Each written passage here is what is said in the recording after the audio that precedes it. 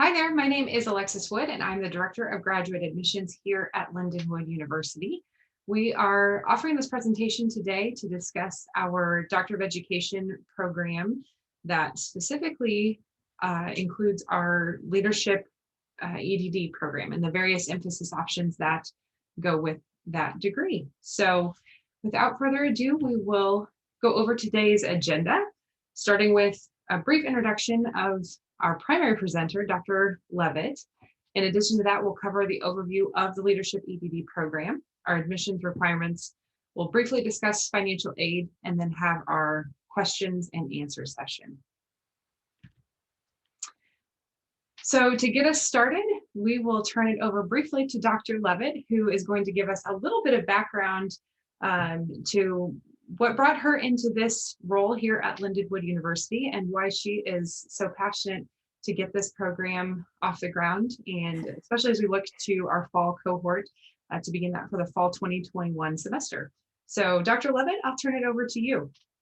Thank you so much, Alexis. Yes, we are eager to get our first cohort 2021 underway. A little bit about myself is that I came to Lindenwood University in 2009 after an extensive set of a variety of experience in K-12. Started off as a teacher, then of course went to be a building administrator, district administrator, and then shifted course a little bit and came to Lindenwood University to teach in the doctoral program. And I have been teaching in the doctoral program ever since I've come to Lindenwood. So I really want everyone to know that this has been just such a collaborative effort. The development of this program has been literally 2 years in the making, with revisioning and rethinking what would be in the best interest of those graduating in today's time to meet the needs of a very changing population. So I received my doctorate back in 2003, that's been so long ago, from St. Louis University. And I really am interested in design thinking as a creative problem-solving method, and to really think now going forward all the different ways that we can learn and work together. I recently became an RSA fellow, and we just finished our first publication titled An Opportunity to Reimagine Learning. So I just feel it's a privilege, truly a privilege to lead this effort in the Leadership EdD. Fantastic, thank you. We will go ahead and dive right into some of the content that describes the Leadership EdD program. So to start with that, we wanted to briefly discuss the vision and mission. Dr. Levitt, once again, I'll turn it over to you to discuss that a little bit further. I know we'll go into depth in the next few slides, but I think this is super important just to talk about that foundation and what has brought us here today. There are 3 program outcomes, and emphasizing different domains in our program, and we'll talk about those in just a couple minutes. Every student upon graduation will be able to develop and transform educational processes, practices, and organizations. That's key to this program. You'll do this through the implementation of design thinking principles while also using applied research methodology. And of course, we want everyone to emerge as a scholar practitioner.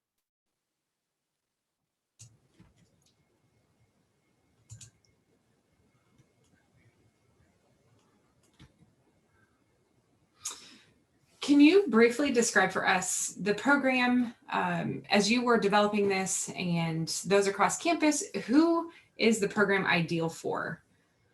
This program is ideal for the very, very busy working adult.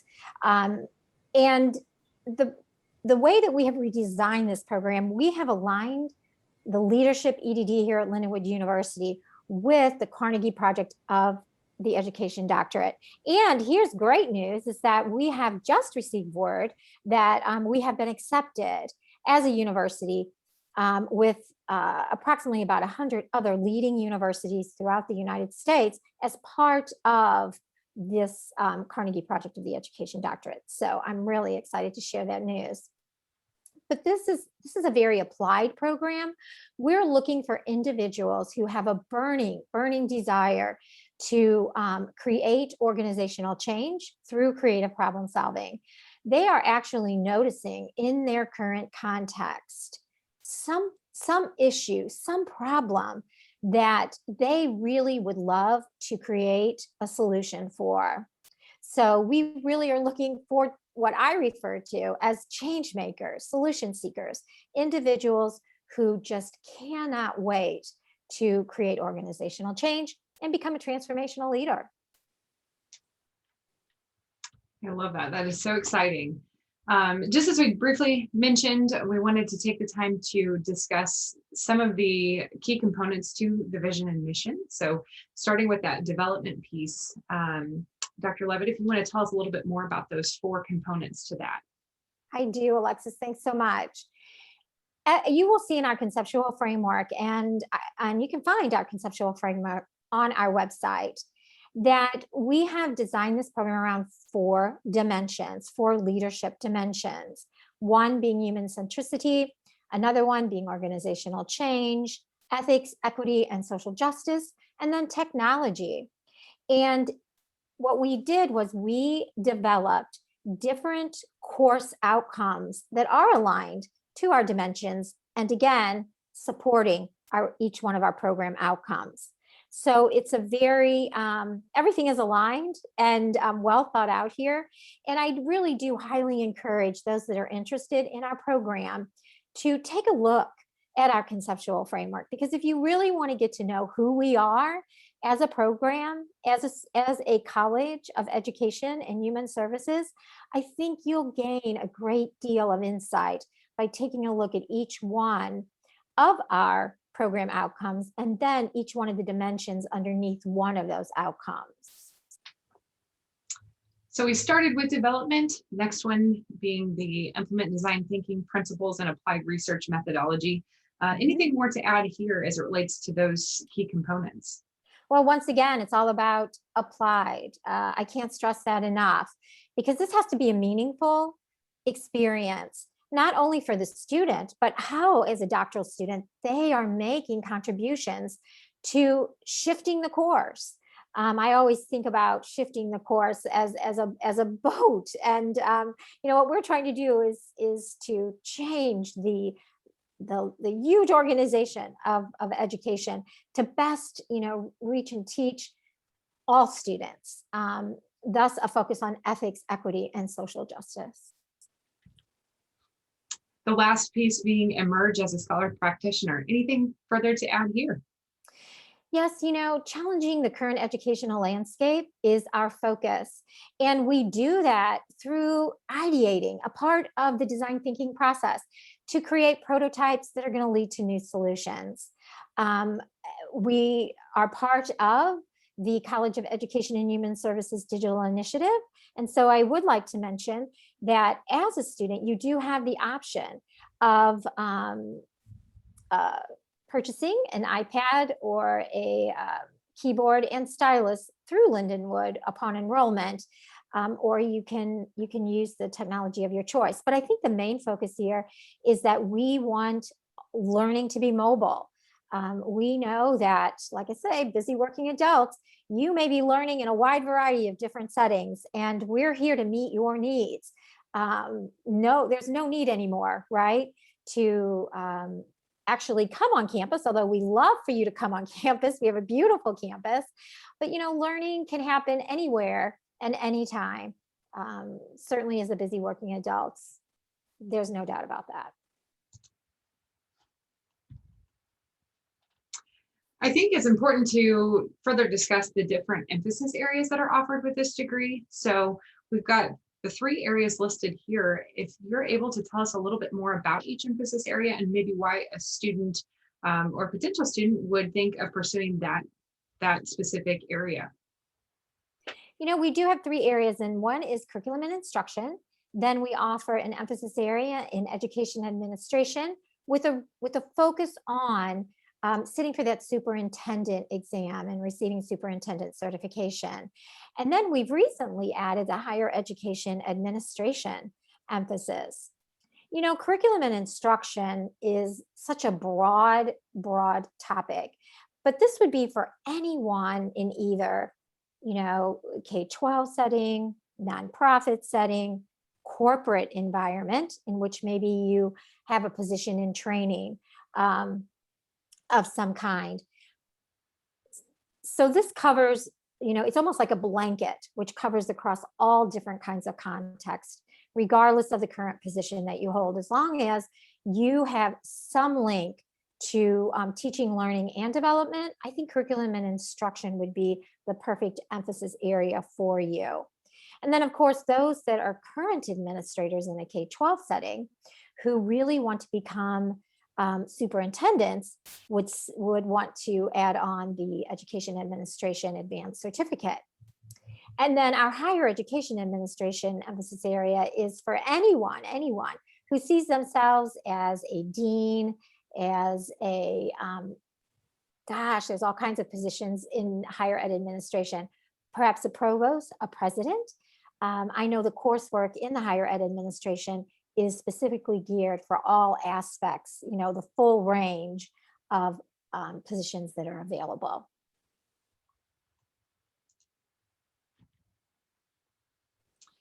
So we've been asked this question many times on the admissions side of the house, but I think it's important to hear from you as the program coordinator, Dr. Levitt. Why would students want to choose this program? Well, this program, number one, is because of the applied approach, and that we utilize the design thinking, creative problem solving method to come up with creative solutions. And the good thing about design thinking is that it's not only a valuable process to solve problems in an educational setting, but it is a good process to be used in any context. So you're really learning life skills here, much broader than simply related to the problem that you're trying to solve. And of course, we use open educational resources as much as possible in our program. And what does that do? Well, that saves a lot of money in textbook costs. And we know that just keeps increasing higher and higher and higher. The majority of our courses use OERs. We really believe that's best because then the faculty who are teaching those courses can offer you just the most up-to-date resources. And, many times, although, ebooks can come out much quicker. And, a few of our courses, we do use ebooks for that. But we know that by the time like a hard-bounded copy comes into publication, wow, so many ideas in there are already outdated because we live in such a rapidly changing environment now. So it's really important that we use the most up-to-date resources. And then, of course, our 3-year plan is truly, we're talking about a 3-year plan here. What we have done in the redesign is that we actually have students build the final product, which is the problem-based dissertation, throughout specific courses. And for example, all students will begin in the very first semester, certainly in the class that I teach, Principles of Design Thinking, we're going to start building that problem-based dissertation and working on our study in that course. So we hit the ground running, and we have purposely designed this so students complete the degree in 3 years. And our courses are asynchronous, which means that frees up you from having to be in a certain place at a certain time for that course. And for once again, the busy working adult, this opens up the freedom to learn at your pace, truly individualized instruction. We do offer synchronous support, and I do know that our faculty that are teaching in the leadership EdD will offer opportunities within the semester to meet up, certainly as an option if you choose to do that, to create a community of learners throughout the cohort experience. So that is definitely an option as well. Speaking of the curriculum, I think it's important to discuss some of the coursework and maybe even that emphasis coursework that students can expect from a program standpoint. Sure.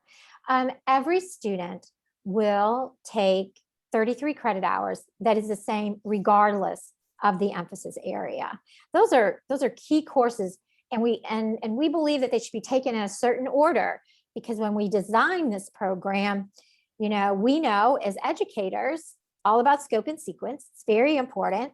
And so that's why we have 33 credit hours that all students will take. And then the emphasis coursework includes 15 credit hours or 5 courses. And we do allow, and I think that this is important, I want to make sure that those students that are seeking the emphasis area in ed administration understand that if they did receive an ed specialist degree and they completed coursework for the superintendent certificate already in completion of that ed specialist degree, that they can transfer those courses in. They can. That is the only emphasis area in which a student can transfer any coursework in. And we will look at every transcript individually if that is the case, to make sure that we can maximize as much transfer, up to 15 credit hours as we can, so that they're applicable. So I just wanted to mention that. But it's a total, the whole program is a total of 48 credit hours. So once a student's in the program, one thing that's been very important, especially for those in admissions who work with students, is just to talk about the various transition points throughout the program. So how would a student know that they are meeting the appropriate benchmarks to be able to not only complete the degree, but complete the degree on time? So are you able to talk? Yeah, I mean, that's a great question. That is a great question, because as a student, I would want to know that as well. And there are, at the end of each year, there are what we call key assessments, which are actually key check-ins, and milestones that the student needs to meet in order to move through the program in that 3-year time frame. Once again, built in for that student. In year 1, all students will submit to their scholar team, we refer to it as a scholar team, the problem of practice literature review. And as I said before, I mean, we're going to get started writing that in the very first class, Principles of Design Thinking. But they'll continue drafting that outside of class and in other courses as well. And then at the end of year 2, we have a comprehensive exam. This is critically important. All students will be assessed on the coursework that they have taken up to the end of year 2. And our faculty, design a question based on the actual coursework. We don't like surprises here, based on the learning that occurred in the course. And then, of course, they'll be scoring those to gauge the students' progress. And then good news is at the end of year 3, all students will complete their problem-based dissertation, and then they will be making a presentation via Zoom, via online, to their scholar team. And that's the biggest benchmark, is the completion of the problem-based dissertation and presentation.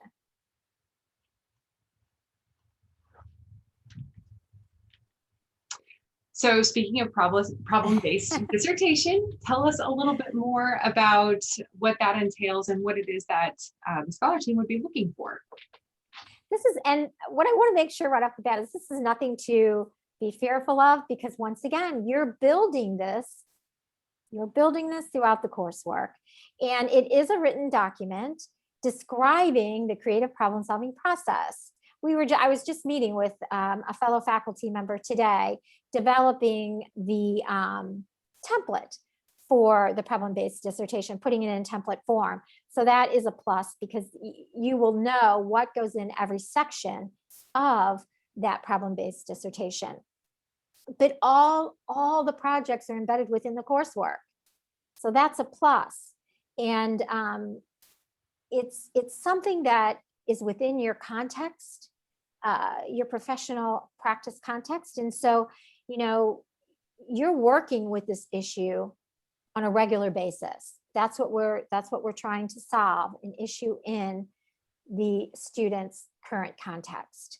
And of course, the problem of practice needs to have the potential for significant change in the area in which they find themselves. That's critically important, because what we're trying to create here is transformational leaders that are going to create organizational change and really, truly make a difference in the field of education.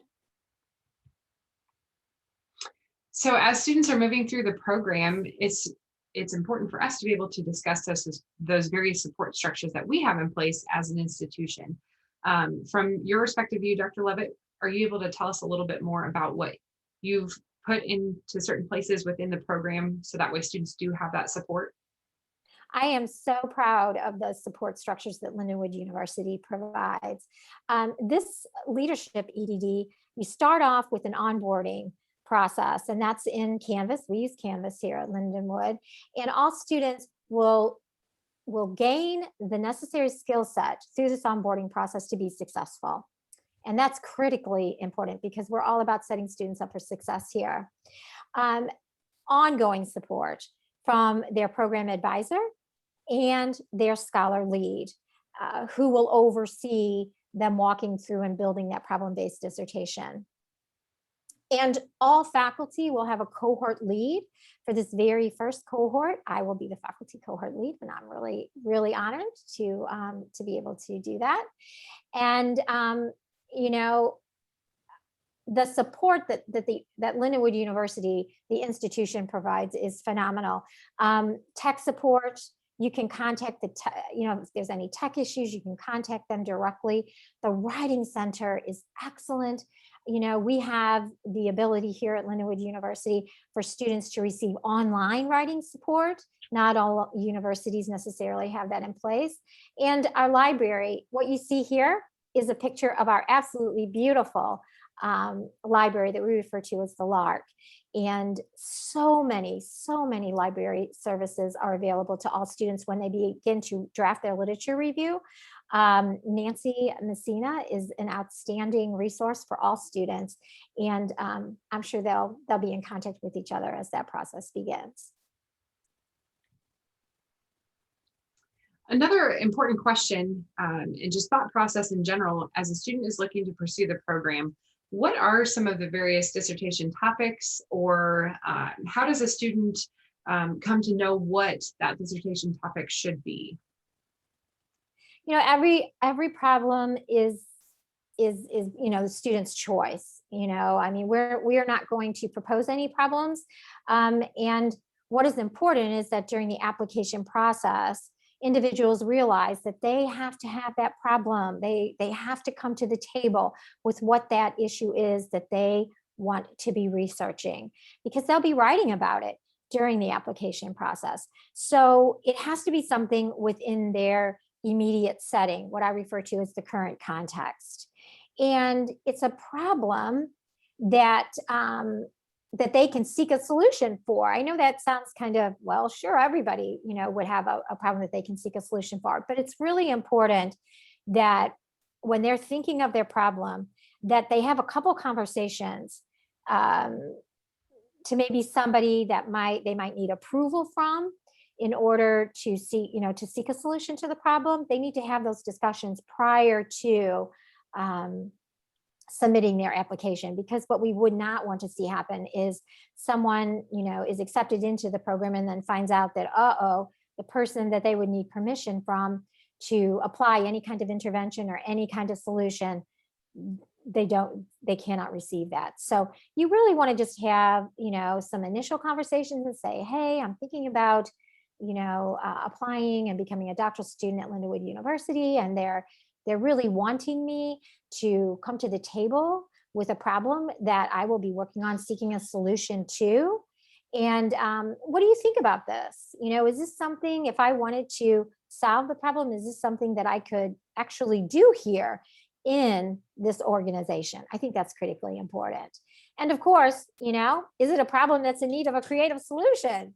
Not all problems necessarily need a creative solution, but I'm sure all the students who apply will come with a problem in need of a creative solution. So thanks, Dr. Levitt. That really took us through an in-depth view of what the program is and what to expect. We'll come back to you here in just a couple of minutes when we go over some of the questions that we've received, and maybe frequently asked questions would be a better term for that. So Real quickly here, we'll switch over and discuss the admission steps. I'm going to throw it over to Angie Adams, who is our admissions representative who works specifically with the program. Hi everyone, thanks for the introduction. So I will just give some basic information about our admissions requirements. If you need more details about any of the steps, please reach out to me and I will be happy to assist. But the first step we require is just an online application. This can be completed through a link on our website. And the online application, it really only takes about 5 to 10 minutes to complete, but this is when you'll select what term you're interested in, also the emphasis area, and then just some other basic information. Next, we do require official transcripts. So we would require your official transcripts from your bachelor's degree, master's degrees, and then specialist if you have taken a specialist degree, any courses after. So we do require all of those official transcripts. Next, we would require a resume, and then your resume, it just needs to be up to date and then have recent experience from your professional experience and then also education history. Next is our leadership EdD supplemental application. So in this supplemental application, this is when you'll be writing the problem of practice and then personal statement. And then the next step, we do require 4 references. So they will complete a reference letter survey, and then 2 out of the 4 of these references must have their doctoral degree. So after those admissions requirements are received, they will be reviewed by our doctoral committee, and then selected applicants will move on to the next step, which is a video essay. So like I said, these are our basic admissions requirements, and I will be more than happy to give you more information about those too. And then the reference letter surveys and our supplemental application are actually an attachment. So if you reach out to me and are interested, then I will be sending those attachments your way, as well as some more detailed instructions. Fantastic. Thanks, Angie. And for anyone who maybe is interested to get in contact with Angie, I do have her contact information listed at the end of the presentation. We'll go ahead and briefly discuss cost of attendance and, as a student, what you can expect as you move throughout the program. So the first and perhaps most important piece is to know how much this program would cost per credit hour. This is all based on our current tuition rates. So for the year 2021-2022, we are currently at $815 per credit hour, which would translate into $2,445 per course. It's important that you do your research throughout this process, and maybe if you are looking at comparing across different programs, that's absolutely an important piece of the process overall. But do know that we are here to be able to discuss this a little bit more in depth with you, and maybe things that would apply to you specifically in your situation specifically. We're able to talk in more specifics and not so much in general terms. Another important piece is knowing, in terms of financial aid and scholarships, what do I qualify for as a student? So it's important to know that our EdD students are eligible for federal financial aid in the form of graduate loans.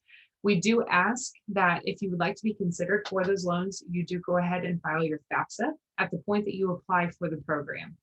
That's going to allow for us to be able to investigate your situation a little bit further and put together the best possible financial package for you.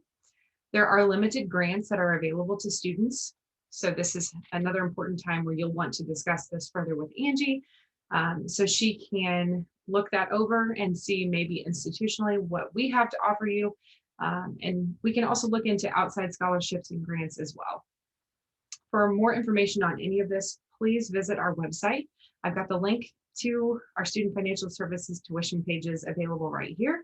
But of course, if you decide to apply and move forward, we'll be happy to share that information with you as well. I think this is probably my favorite piece of the presentation, just to go over a few of the questions and Dr. Levitt's answers to those questions. So just to jump right into things, one question that we field quite a bit on the admissions side is going back to that cohort model and what specifically that means for a student. So we understand what cohort means, but does that mean that they are going to follow through the whole program with the same individuals surrounding them. And then perhaps what would happen if a student is, for whatever reason, life happens, if they need to take a break from the program and step out for, even a short period of time. So Dr. Levitt, if you're able to offer any guidance on that, we would certainly appreciate that. Sure, we understand that life happens. We know that.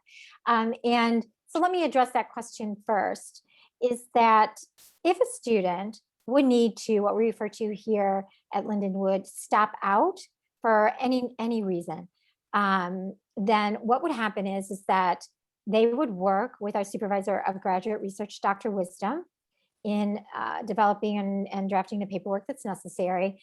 And then the student, however long that they need to stop out, they would come back in at this and join a new cohort at the same place where they originally stopped out.